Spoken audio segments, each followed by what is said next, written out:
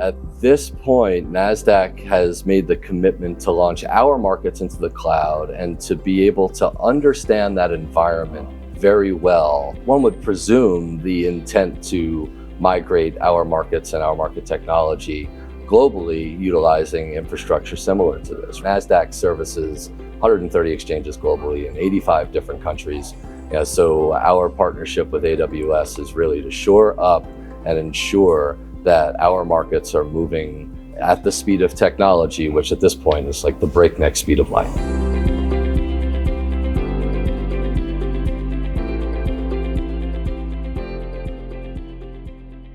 What is Nasdaq doing in the short-dated options space? Overall, industry growth over the past 5 years has been outstanding. And a lot of that growth is attributed to the rise in shorter dated instruments. So over that period, Nasdaq has led the charge in terms of adding non-Friday expiring options in most of the ETFs where there are non-Friday expiring options today. We added the SPYs, we added the Qs. 2 weeks ago, we started trading Monday, Tuesday, Wednesday, Thursday options, as well as the Friday listed options in IWM. Last year, we initiated Wednesday expiries in GLD, SLV, TLT, UNG, and USO. And as a point of fact on that front, we have just concluded a reg board meeting today and will be filing with the SEC tomorrow to list Monday options on those 5 ETFs as we continue the drive to expand product as appropriate throughout the industry where demand suits. We've seen an amazing uptick in that demand, and we believe these instruments add the continuity of product as well as more granular hedging structures for customers and institutions alike to be able to avail themselves of the power that exists within this asset class.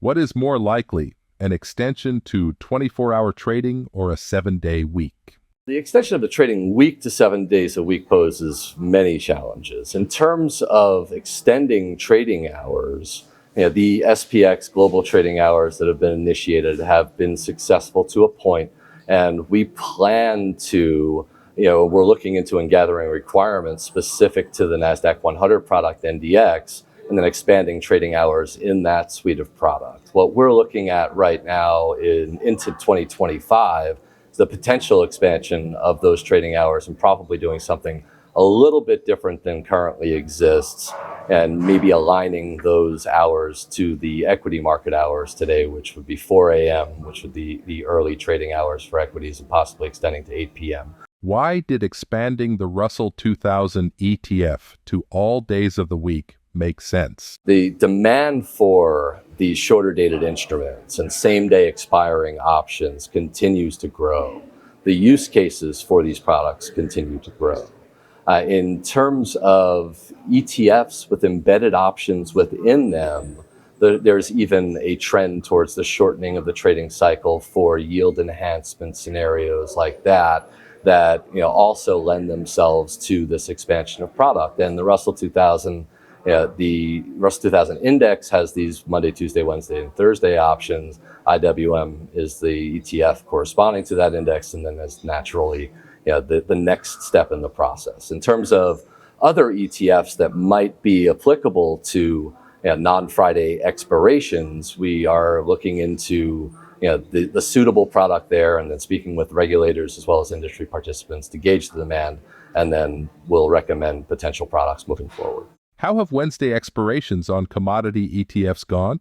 We have certainly seen an increase in volume in those instruments specific to when we added the Wednesday options. And like I gave you the first look into tomorrow's filing, we're going to look to add Mondays to those instruments. And then once we evaluate the data as it comes back there and we make sure that these instruments are being used responsibly, we'll look to add Tuesdays and Thursdays as appropriate. But when we're really evaluating this, we're looking at the relationship between the implied and realized volatility of the instrument. We look around the close, and we will make sure that the instruments that we're proposing for listing are certainly suitable instruments for investors to avail themselves. As far as the shorter dated options and the benefits of using them to enhance leverage profiles. These options tend to be cheaper. There are more frequent expiries.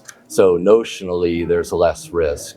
We've seen tightening of the quoted spread in these instruments. So when looking to employ strategies and you're a retail investor who's typically removing liquidity in this regard, tend to get better pricing in these instruments. When we're looking at hedging profiles for institutions, that kind of granular nature and being able to hedge around event risk is very important on the institutional side. And then there are additional opportunities for yield enhancement across all segments. And so we really do see the proliferation of expiry cycles, it being a net value add to the options industry, and will continue to proudly present those products as necessary. How is the modernization of options markets going for Nasdaq? Nasdaq has moved a lot of our markets into cloud environments. We signed a deal with AWS to migrate our options markets back in MRX was the first exchange in 2021 into the cloud. But we're also harmonizing our technology stack so that all of our specifications are one specification for each different exchange, but they're all harmonized within the same structure. So that actually started back in 2020 with the BX options exchange, which we're now looking to deploy into the cloud environment next year. And then later this year, we're going to be launching the ISE market with that harmonized technology specification base into the cloud, or I should say on premises first, and then eventually into the cloud. So we're really taking a measured and step-by-step approach, ensuring that market participants have a better experience as we continue to modernize our technologies. How is GEMX doing since migration? The GEMX exchange migrated last year. We've seen a 10% improvement in overall latency, a significant improvement in determinism, specifically at the tails where market participants, when there is a significant shift in the overall amount of market data being ingested, that's a very important period in time as we proliferate through the high frequency trading landscape. Determinism is really accuracy and ensuring that participants have a consistent experience. And our migration from a technological perspective has been wonderful in that regard. We get great feedback from our participants. We have data upon data to prove that our determinism profile has increased. The latency is there and it's well within range.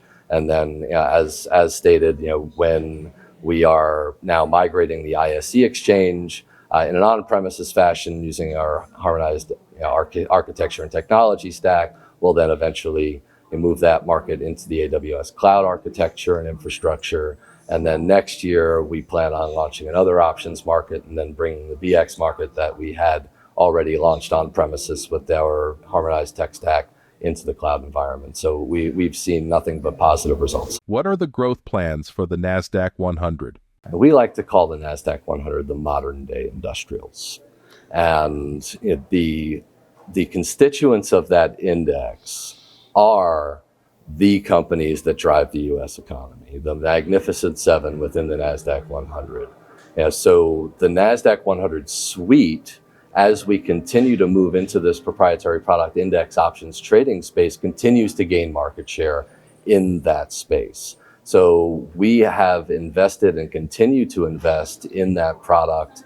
We're utilizing new and interesting technologies in that product. And we are really looking to staple Nasdaq as the brand for innovation technology, and then the Nasdaq 100 as the representation of that brand. What are your thoughts on AI? AI is an amazing technological innovation that has been around for quite some time, and Nasdaq was an early adopter of AI. I want to say back 10, 11, 12 years, we've really been using AI in a lot of our processes. Back a few years ago, we incorporated artificial intelligence in order to really determine which are the right securities to implement into the weekly options listing program. So we utilize artificial intelligence in that regard. And then last year, we rolled out some implementation utilizing artificial intelligence to determine what the right strike should be in the Nasdaq 100 index. Embracing this technology is key. and understanding how artificial intelligence can help in the facilitation of the transfer of risk, which is our core job as Nasdaq is and continues to be the trusted fabric of the financial markets, is a very important element. And we look forward to utilizing artificial intelligence in other aspects. And I think the strike listing side of things is probably a great place to look. From a personal opinion perspective, I think AI would be very useful in determining the right strike density across the various securities within the asset class. So we've been going into the lab. We have a lab that's run out of Boston, and we continue to work very, very closely with them on ways that we can incorporate the new technology into our stack.